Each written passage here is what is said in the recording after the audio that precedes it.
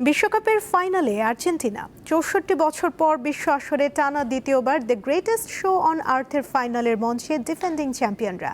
এমন সাফল্যে একদিকে যেমন আনন্দের জোয়ারে ভাসছে আর্জেন্টাইন সমর্থকরা, অন্যদিকে হতাশায় ভেঙে পড়েছেন ইংলিশ ভক্ত সমর্থকরা। শেষ বাঁশি বাজতেই উল্লাসে ফেটে পড়েন আর্জেন্টাইন সমর্থকরা।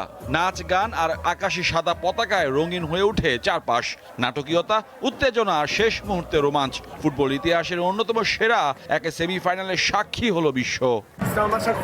একটি অবিশ্বাস্য ম্যাচ ছিল, আমরা কখনো হাল ছাড়ি না, তা আবারও দেখলো বিশ্ব। আমরা ঘুরে দাঁড়াই, সবকিছু দুমড়ে মুচড়ে সামনে এগিয়ে যাই। এবার আমরাই ট্রফি জিতবো। পিছিয়ে থাকা অবস্থায়ও আমাদের মনে আশা ছিল খেলোয়াড়রা আমাদের নিরাশ করবে না, কারণ আমরা তাদের মনে প্রাণে বিশ্বাস করি। আলবি সেলেস্তাদের উৎসবে বিপরীতে ক্ষোভে ফুঁসছেন ইংলিশ সমর্থকরা। কোচ থমাস টুকেলের অতিরিক্ত রক্ষণাত্মক কৌশলকেই কাঠগড়ায় দাঁড় করাচ্ছেন তারা। সব সেন্টার ব্যাক আর ডিফেন্ডারদের মাঠে নামানোতেই মূলত ম্যাচটা ওদের হাতে তুলে দিয়েছে কোচ। গোল করা যে কোনো দলের জন্য ইতিবাচক, কিন্তু আমাদের জন্য এটাই অভিশাপ হয়ে দাঁড়ালো।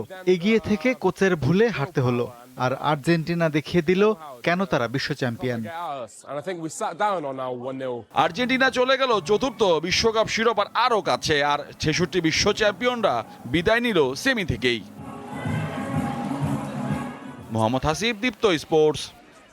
আন্তর্জাতিক মান, সেরা ফায়ার রেজিস্ট্যান্স, BRB কেবলস।